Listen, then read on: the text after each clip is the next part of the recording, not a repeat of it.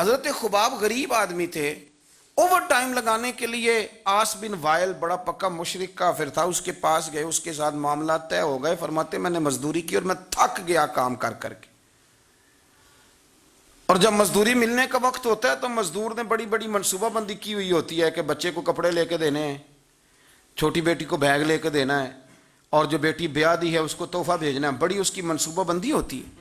وہ کمیٹی بندہ سال پورا انتظار کرتا ہے، اور کمیٹی والا اگر کہے نا 10,000 کم لے لو، بندہ کہتا ہے یار تیری مہربانی، میں نے تو سارے پیسوں کا بیلنس کیا ہوگا اور بڑی میں نے انتظار کیا ہے کہ یہ دن کب آئے گا، اور تو مجھے کہہ رہا ہے تھوڑے کم لے لو، اور بڑا بندے کی شدت بھرا انتظار ہوتا ہے، آتے ہیں تو وہ چاہے وہ 1 گھنٹہ ہی خوشی رہے لیکن وہ رہتی، کہتے میں نے محنت کی، میں تھک گیا، مزدوری کی، وجود میرا چکنا چور ہو گیا، اور جب میں پیسے لینے کے لیے آس بن وائل کے پاس گیا، میں نے کہا میرے پیسے دے دو، کہنے لگا نہیں دیتا۔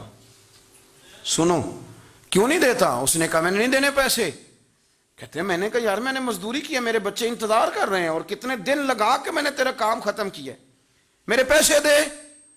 حضرت خباب کہتے ہیں وہ میں نے اصرار کیا تو کہنے لگا میری ایک شرط ہے، اس شرط پہ پیسے دوں گا۔ وہ کیا؟ کہنے لگا تو نبی پاک کا کلمہ پڑھنا چھوڑ دے۔ حضرت خباب رضی اللہ تعالیٰ عنہ فرماتے ہیں میں نے اسے کہا کہ اگر میں تیری بات نہ مانوں تو کہنے لگا میں پیسے نہیں دوں گا۔ حضرت خباب فرماتے ہیں مجھے اللہ کی عزت کی قسم مجھے اس کی بات کا دکھ بھی کوئی نہیں ہوا۔ اللہ کرے میں آپ کو سمجھا سکوں کہ میں کیا کہہ رہا ہوں۔ اور یار بندے کا دل ٹوٹ جاتا ہے، انسان کمزور پڑ جاتا ہے، مایوسی ہوتی ہے، لیکن فرماتے ہیں مجھے کوئی مایوسی، کوئی پریشانی، کوئی تکلیف۔ اور شارحین نے لکھا ہے کہ وہ فرماتے ہیں میں واپس آیا تو ایک صحابی مجھے کہنے لگے 2 منٹ کے لیے کیا ہی دینا تھا، پیسے تو لے لیتے، اسلام حکمت کا بھی تو سبق دیتا ہے نا۔ اور میں نے کہا چھوڑو 4 پیسوں کے لیے میں 2 منٹ کے لیے بھی مدینے والے رسول کا انکار نہیں کر سکتا، 2 منٹ کے لیے بھی انکار نہیں کر سکتا، پیسوں کا کیا ہے، اللہ پھر عطا کر دے گا۔ حضرت صہیب بن سنان رومی حضور کے صحابی ہیں، روم سے مکے آئے تھے اور بڑی مشقت کر کے مال کمایا۔ بہت سارے لوگ محنت کر کے بھی کماتے ہیں، چلیں کچھ لوگ غلط طریقے سے بھی پیسہ جمع کرتے ہیں، لیکن ایک بہت بڑی تعداد ان لوگوں کی جو مشقت بھی کرتے ہیں۔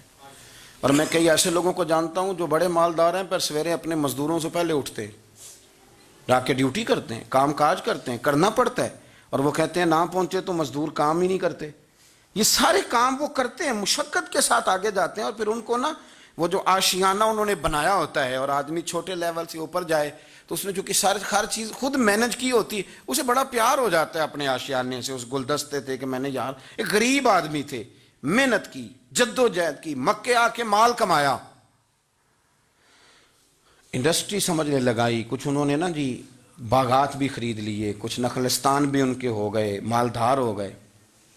ادھر سے نا نبی پاک علیہ السلام نے ہجرت کا اشارہ دے دیا۔ کچھ صحابہ تو پہلے حبشہ چلے گئے تھے اور باقیوں کو لے کے سرکار مدینے چلے گئے۔ اب مکہ شریف میں رہنا درست ہی نہ رہا مسلمانوں کے لیے۔ آپ بڑی توجہ سے اس بات کو سمجھیں کہ حضرت صہیب ایک مالدار آدمی، اور مالدار بندے کا کاروبار چھوڑ کے، انڈسٹری چھوڑ کے، علاقہ چھوڑ کے ہجرت کرنا، یہ ایک بڑا کٹھن مرحلہ ہے۔ حضرت صہیب ابن سنان رضی اللہ تعالیٰ عنہ نے چند دنوں کے اندر اندر سارا کچھ سمیٹا، جو پیسے تھے، دولت تھی، گٹھڑیوں میں باندھی، اونٹ کے اوپر رکھی، فرمایا جا رہے ہیں بھائی۔ اور جب آپ مکہ مکرمہ سے نکلنے لگے تو ابو جال بہت سارے لوگوں کو لے کر کے آ گیا، کہنے لگا آپ کو نہیں جانے دیں گے، آپ ادھر ہی رہیں۔ اور یہاں ایک میں معاشی بات بھی کر دوں، ہمارے حکمران معیشت کی بڑی بات کرتے ہیں۔ ابو جال جاہلوں کا باپ تھا، اور اسے بھی اتنا پتا تھا کہ انویسٹر کو ملک سے بھگایا نہیں جاتا، یہ اسے بھی پتا تھا۔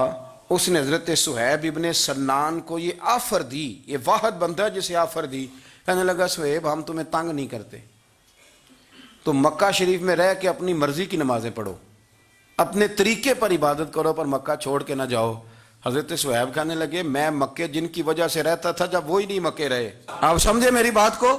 اس نے کہا آپ رہیں جیسے دل کرے، مکے میں کعبے میں عبادت کریں۔ تو حضرت صہیب فرمانے لگے میرے نبی پاک گئے ہیں مکے سے چلے، حضور پہنچ گئے مدینے میں، اب تو مجھے کعبے کی کنجیاں بھی دے دے تو پھر بھی مکے میں نہیں رہوں گا، مدینے ہی جاؤں گا۔ تو کنجیاں بھی دے، حاجیو آؤ شہنشاہ کا روضہ دیکھو، کعبہ تو دیکھ چکے اب کعبے کا بھی کعبہ دیکھو۔ فرمایا میں نہیں رہتا، اب میں جاؤں گا۔ انہوں نے پھر سخت رویہ اختیار کیا، سخت۔ ولید بن مغیرہ نے تو خنجر نکال لیا، کہنے لگا تو غریب آیا تھا روم سے اور تو نے یہاں کے اتنی جائیدادیں بنائی ہیں، تو مال تو نے مکے میں کمایا تو ہم لے جانے نہیں دیں گے۔ تو حضرت صہیب کہنے لگے خنجر تو پیچھے کر، کیا چاہیے تجھے؟ انہوں نے کہا جی یہ جو مال آپ نے کمایا ہے نا، یہ مکہ شریف میں رہ کر کے کمایا ہے، ہم لے جانے نہیں دیں گے۔ تو حضرت صہیب فرمانے لگے مال کی میری نظر میں اوقات بھی کوئی نہیں، تم سارے کے سارے پیسے رکھو پر مجھے کوئی مدینے جانے سے روک نہیں سکتا۔ سارے پیسے، اللہ کرے آپ کو سمجھ آئے۔ آج تو لوگ تھوڑا سا وہ 1.5-2 لاکھ روپیہ لگتا ہے حاضری دے کے حرم شریف کی آ جاتے ہیں، اس کے باوجود وہ کہتے ہیں کیا بات ہے، میری بڑی شان ہے، لیکن دیکھو مدینے جانے کی قیمت کتنی دی۔ سارا ہی مال دے آئے، سارا ہی مال، اور ہر شے دے دی، حتیٰ کہ اونٹ سے کجاوا بھی اتار لیا ابو جہل نے، کجاوا بھی اتار لیا۔ کجاوے کے بغیر اونٹ کا سفر بڑا مشکل ہوتا تھا، عرب کے اندر پسینہ بڑا سخت آتا تھا، تحمد والے لوگ ہوتے تھے، اذیت ہوتی تھی، لیکن بغیر کجاوے کے سفر کر کے جب مدینے پہنچے نا، تو نبی پاک صلی اللہ علیہ وسلم نے فرمایا صہیب تو جو تجارت کر کے آیا نا، جو کاروبار تو آج کر کے آیا ہے، یہ کاروبار سمجھنا نا کہ میں بڑی قیمت ادا کر کے آیا ہوں، فرمایا تو نے مال تھوڑا خرچ کیا ہے پر اللہ کو بھی راضی کر لیا، اللہ کے رسول کو بھی راضی کر لیا۔ یہ نہ سمجھنا کہ میں نے بڑے پیسے، رسول کائنات صلی اللہ علیہ وسلم نے فرمایا صہیب آج جو تجارت کی ہے بڑی نفع والی کی ہے، تو نے پیسے تھوڑے لگائے ہیں اور رب رسول کو راضی کر لیا ہے، تھوڑے پیسے۔ تو صحابہ کرام نے نا وہ کمٹمنٹ تھی ان کی دین کے ساتھ کہ کوئی چیز انہیں پیچھے ہٹا سکتی۔ وہ حضرت نظام الدین اولیاء محبوب الہی رحمۃ اللہ علیہ نے نا اپنے جوتے کسی کو تحفے میں دے دیے، تو خواجہ میر خسرو نے 2 لاکھ روپے کے خرید لیے۔ میرے مرشد کے جوتے ہیں نا 2 لاکھ کے خرید لیے، اور خرید کے نا چلیں کسی نے فتویٰ لگانا ہو تو لگائے، پر ہم کیا کریں، طریقت کے لوگ ہیں نا، باتیں کرنی پڑتی ہے۔ امامہ شریف کے اندر جوتے رکھ لیے، ٹوپی کے اوپر ایک جوتا ادھر رکھا ایک ادھر رکھا، اور اوپر پگڑی باندھ لی، اوپر پگڑی شہر تیرے دے ٹکڑے منگ ساں تے تیرے کتیاں دے پیر چومے ساں، اوپر پگڑی باندھ لی۔ خواجہ نظام صاحب تقریر کر رہے تھے، واز کر رہے تھے، تو حضرت امیر خسرو بھی آ کے بیٹھ گئے، تو فرماتے ہیں میرے دل میں خیال تھا کہ بڑا خوش نصیب ہوں، 2 لاکھ کے جوتے خریدے ہیں مرشد کے، اور اس زمانے میں 1 روپے کے 4 جوتے آتے تھے، 2 لاکھ کے جوتے خریدے ہیں، بڑا خوش بخت ہوں۔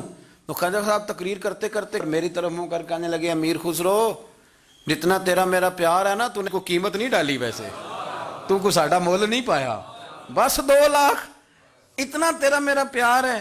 اب آپ کو میں کیسے سمجھاؤں کہ یہ بھی ایک مزہ ہے، یہ بھی ایک وادی ہے، اور یہ بھی ایک کیفیت ہے، جو اتر جاتا ہے وہ اس کو تھوڑا سا سمجھ جاتا ہے کہ تو ساڈا کو مول نہیں پایا بیلیا 2 لاکھ۔ تو حضرت امیر خسرو رو پڑے، کہنے لگے حضور میں بھکاری سا بندہ ہوں، جیب میں تھے ہی 2 لاکھ، غریب سا آدمی ہوں، تھے ہی 2، سونے یہاں زیادہ ہوتے تو میں زیادہ پیش کرتا، تھے ہی اتنے جتنے تھے، میں نے نظر